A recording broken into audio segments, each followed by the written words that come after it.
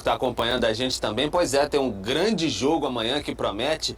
Rubro-Negro já está, enfim, fazendo todas aquelas promessas, superstição, aquela meia que sempre funciona já está bem guardadinha, também aquela camisa de fé, também todo mundo fazendo o possível, porque amanhã tem esse grande jogo aí, até quem sabe também, Rafa, para proteger os jogadores do Flamengo, porque a situação tá meio braba, né? O Luiz Araújo acabou agora como o mais novo desfalque do Flamengo, vai ficar por um bom tempo aí afastado, talvez 1 mês e meio, 45 dias, né? Ou 2 meses, 60 dias por conta de uma fratura na cartilagem do joelho direito, então vai passar por uma artroscopia e aí é uma perda muito grande para o Tite, porque era um jogador que vinha funcionando muito bem em questão das assistências e justamente no ataque, onde já perdeu o Cebolinha, onde já perdeu o Pedro, então o Flamengo é bem desfalcado no setor ofensivo ali.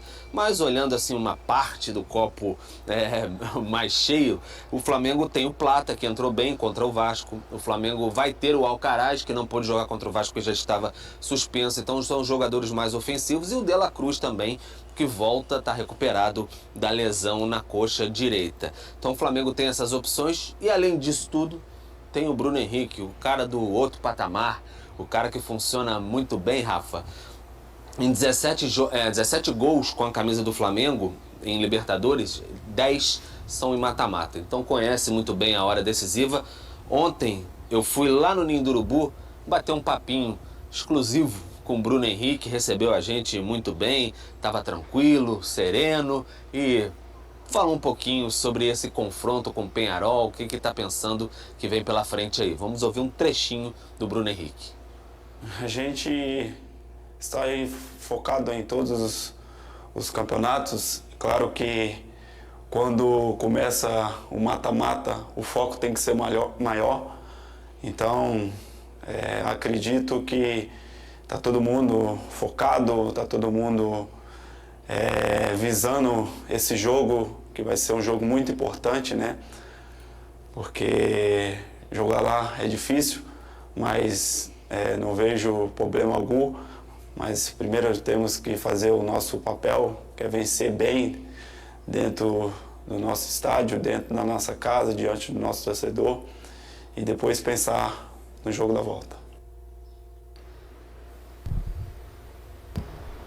Tá, então o Bruno Henrique enfim, exclusivo com a gente nessa preparação para o jogo, Rafa, que vai ser um jogador muito importante justamente por esses desfalques ofensivos do Flamengo. Mais do que nunca, né, Pedro? Porque com tanta gente ausente de uma mesma função, que é o lado do campo no ataque, acaba que o Tite não tem muita escolha e mais do que nunca a movimentação do Bruno Henrique e a motivação com o Plata já tendo estreado bem contra o Vasco no último domingo são elementos importantes para o Flamengo administrar bem para o jogo de amanhã contra o Peñarol, que aliás foi o último adversário que venceu o Flamengo aqui, jogando pela Libertadores 19. De lá para cá, mas ninguém venceu o Flamengo jogando no Maracanã pela Libertadores. Não é isso, Felipe? O Rafa disse, e com razão, que o Tite não tem muitas opções porque tem muitos desfalques.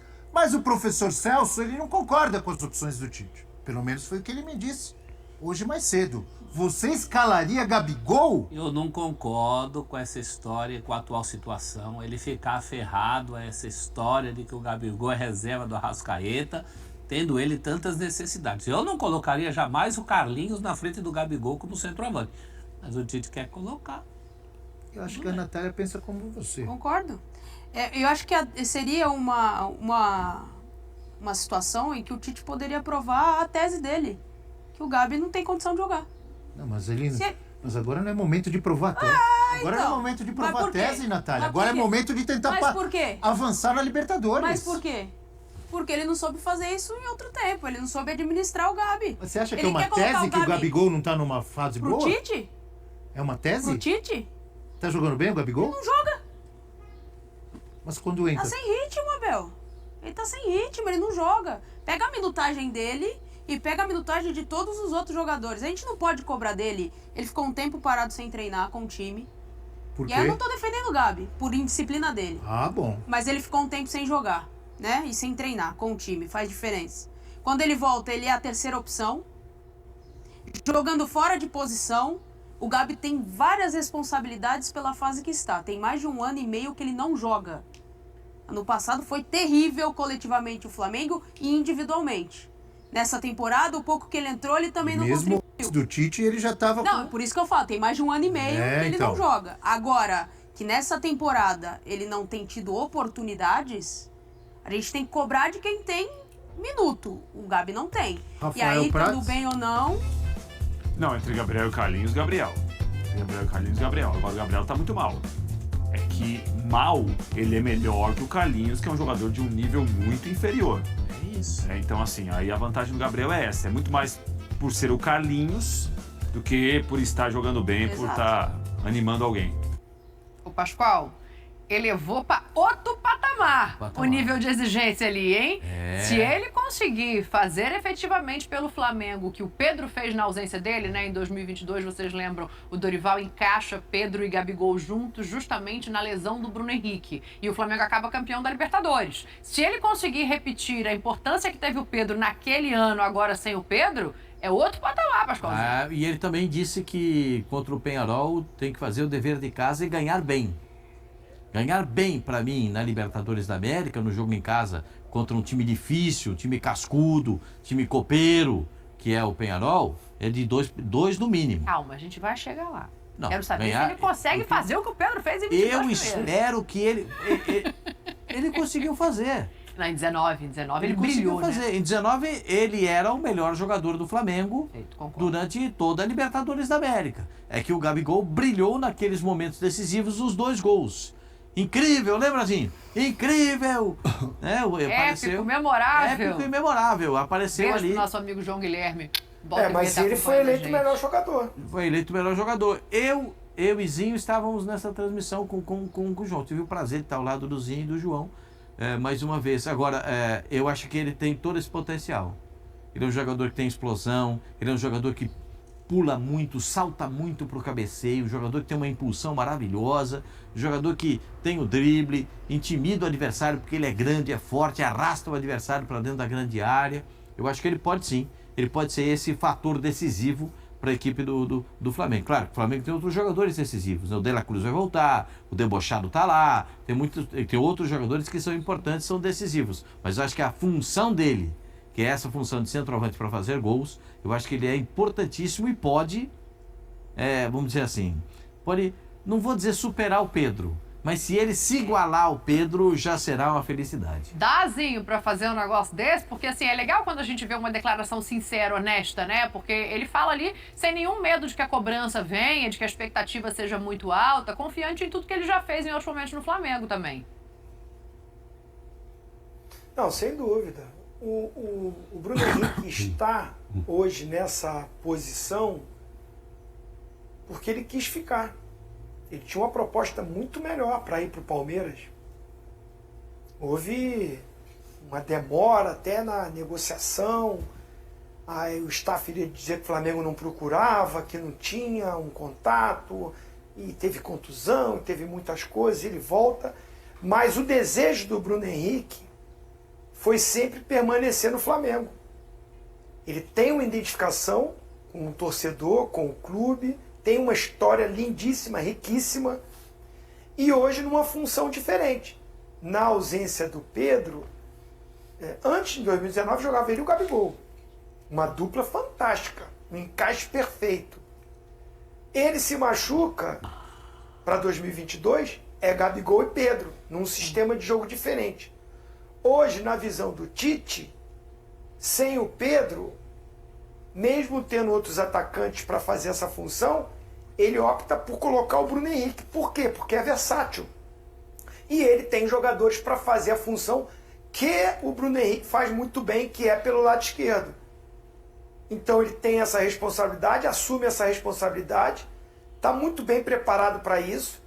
Vai ser fundamental ele na quinta-feira. Ele é o homem da referência para fazer os gols.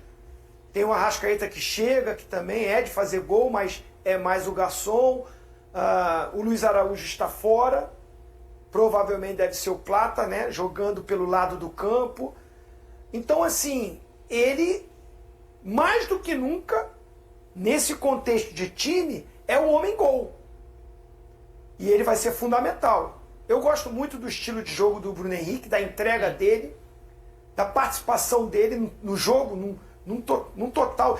Bola parada, defensiva e ofensiva, ele é importante, ele tem um posicionamento.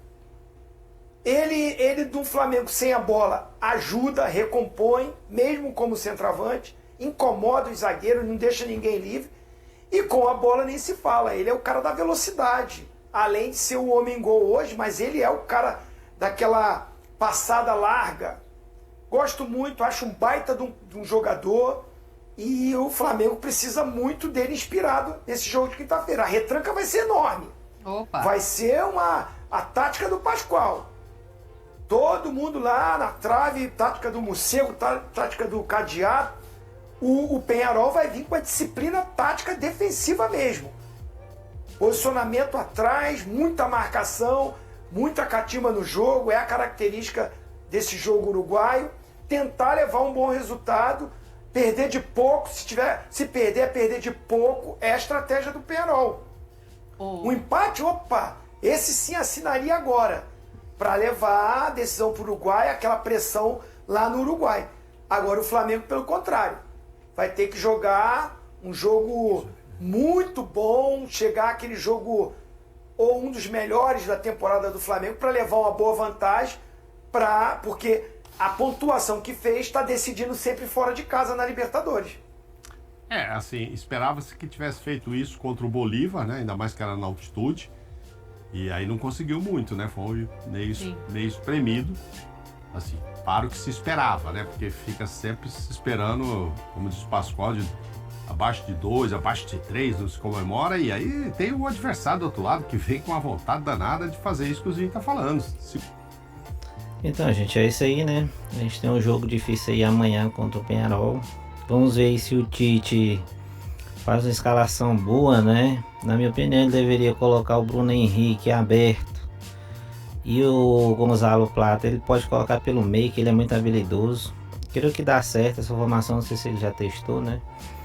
E essa informação aí do Gabigol também, dele colocar o Gabigol no meio de campo, lugar de Arrascaeta, onde ele não vai render 10, 15 minutos. Nós não sabemos aí se isso aí é problema da diretoria ou se é o problema dele com o Gabigol ainda, aquele ressentimento antigo, que todo mundo sabe o que aconteceu, né? Então vamos torcer aí para que ele faça uma escalação correta e saia com a vitória aqui no Maracanã.